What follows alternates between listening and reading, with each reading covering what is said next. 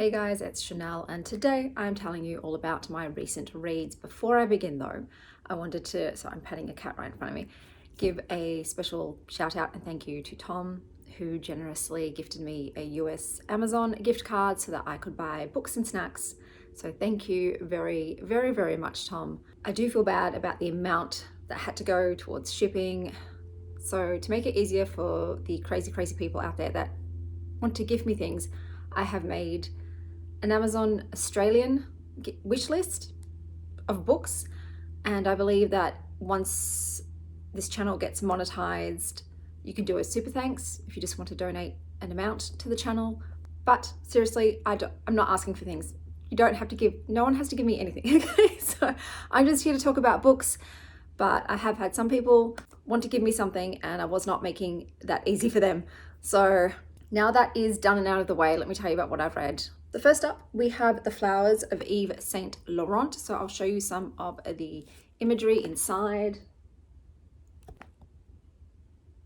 So this is basically a book featuring designs of Eve St Laurent that are floral. Most of them are vintage, so there's not really any current stuff in here. I love fashion, I love flowers, so I still enjoyed it. I would say that my favorite piece was this dress. That's gorge, but yeah, I wish there had been a range throughout the years rather than just focusing on more of the older stuff, but otherwise it was a good quick flip through. The next book I picked up was an ARC from NetGalley, and it is Odd Spirits, which is by S.T. Gibson, and I think it's a prequel. So I requested this because I was tossing up whether or not to read Evocation. I think that's what the book is. I'll put it up here.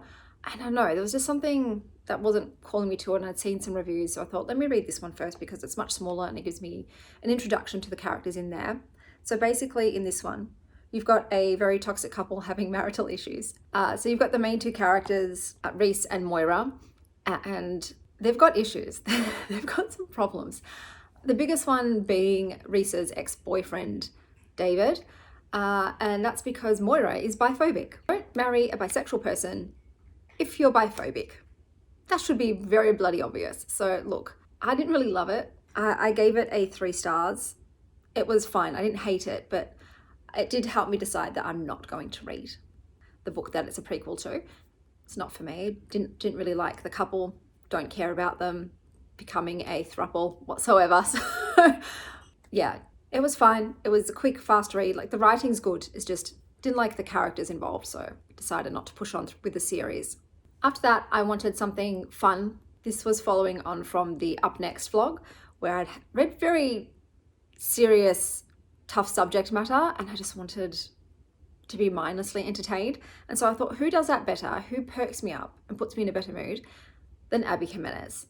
So I picked up The Situationship, which is a little itty bitty story that is showcasing 2 of the side characters in her last book, Just for the Summer. So this is focusing on Maddie and Doug and them getting to know each other.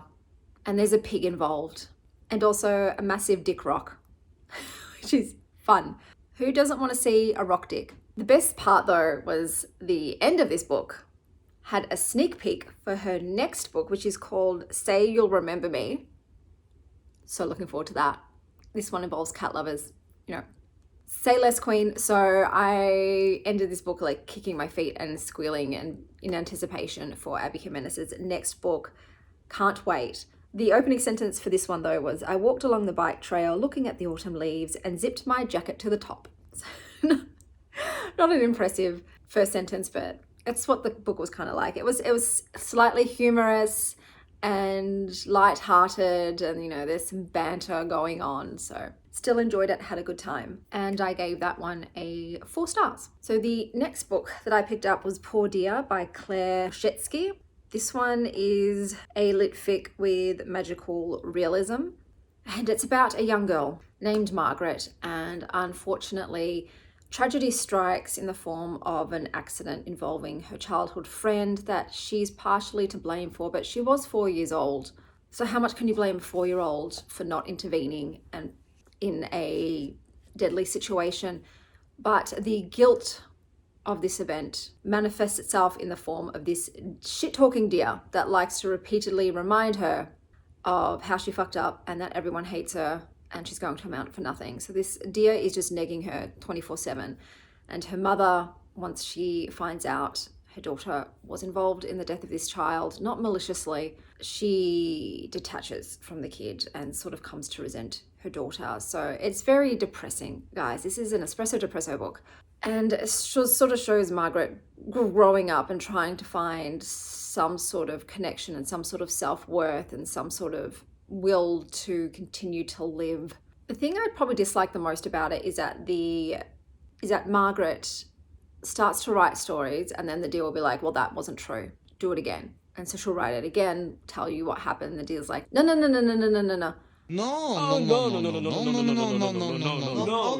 bitch. That's not the truth. Write again. And I don't like that because I'm like, I've just wasted my time reading this fictional story this fictional character wrote. And it happens repeatedly. She'll write out, this is what happened. And then it's like, backtrack. Actually, no, that's not what happened. I'm like, can you please just tell me what happened? I don't need to know your made up stories, but I get it's part of the character trying to rewrite the narrative of her life. But I didn't enjoy the reading experience of that. And I found the book quite slow, quite heavy with guilt. And yeah, I didn't enjoy reading it. I've given it 3 stars because I still read to the end. It still had enough in there that I wanted to see what would happen. I kept thinking that maybe there was going to be more of a magical spin besides the talking deer, but it ended up being quite just a mundane book. So nothing else really happened that was exciting. And then it sort of ends without you really knowing how the character's story ends. The first sentence of this was, at dusk, 16-year-old Margaret Murphy sits down at a narrow rickety desk in room 127 at Little Ida's Motor Lodge, 11 miles east of Niagara Falls, and begins to write her confession. It was okay, but yeah, a little dull and tiresome. So after that, I thought, let's pick up something completely different. Let's shake things up a bit. So I picked up an arc from NetGalley, and this is called Soma by Fernando Law and Carlos Dalmo. This is about a comic book artist who smokes like a chimney and draws alien comic books, and on the side tries to help her friend realize he is lovable and worthy of a girlfriend. And then one day, an alien literally shoots into her bedroom, just busts into her house and says, hey, I need your help. There's about to be a hostile alien invasion. I don't agree with what my people are doing. I need your help to bring them down. So they team up to save the day. It is silly and over the top and jam-packed full of adventure and fast-paced. It's fun. The illustration style was really lovely. The characters were quirky and fun. And I had a good mindless time. I've given it a 3.5 stars. And then the next book I picked up is called Peaches and Honey by R. Rater, and it's the first in the Peaches and Honey series, These Immortal Truths. So basically, if you like the movie Eternals or the book The Invisible Life of Addie LaRue, you'll probably really enjoy this. You start with a character named Anna who suffers from vitiligo, and that's an issue. That's an issue for her because it's 1184. And yeah, that's the sort of thing that will get you hung or burned at the stake. But she's a good person, and a trickster god intervenes and offers her a peach, and it's a peach of immortality.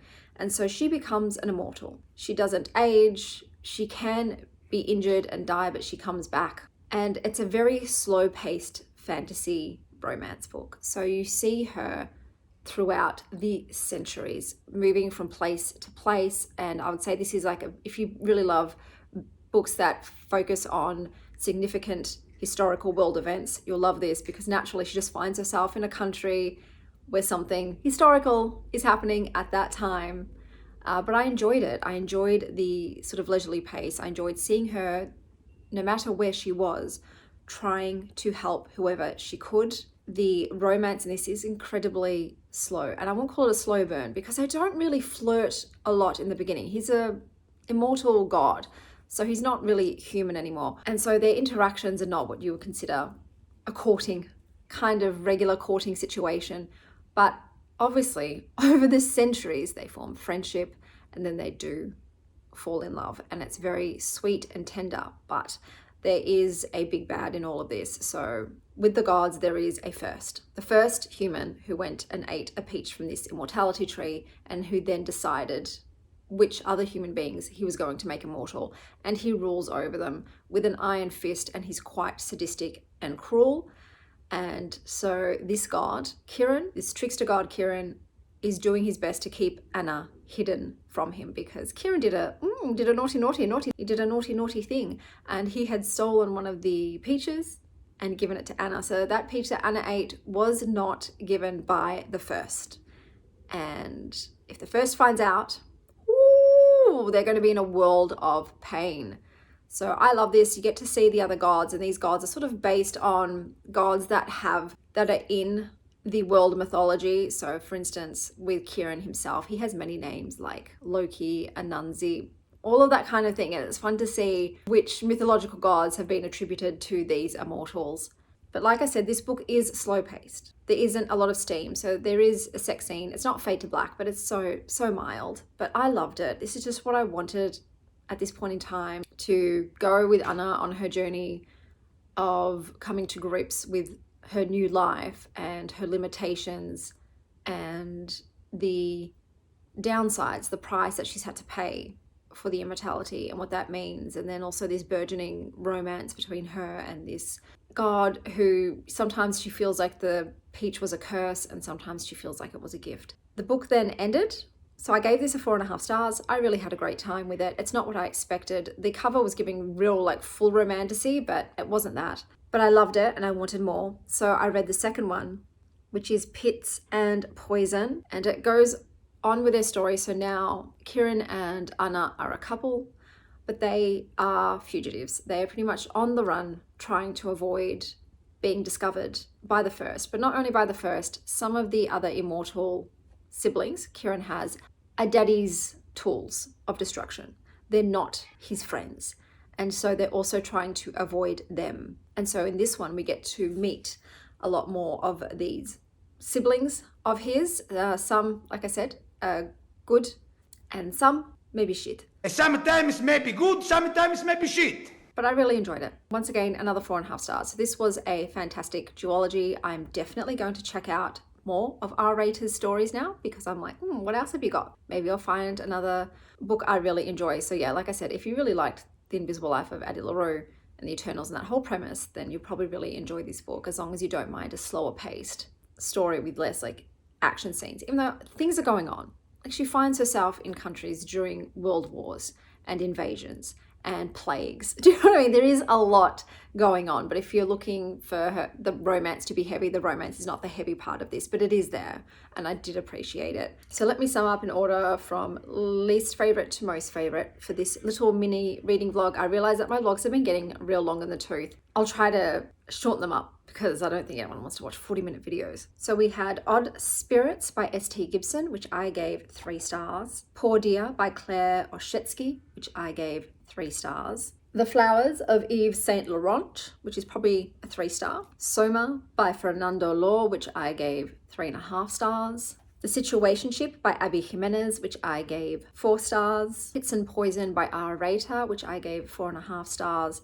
And Peaches and Honey by R. Rater, which I also gave 4.5 stars, but was my favorite read of this reading vlog. Let me know down below what your favorite recent read has been.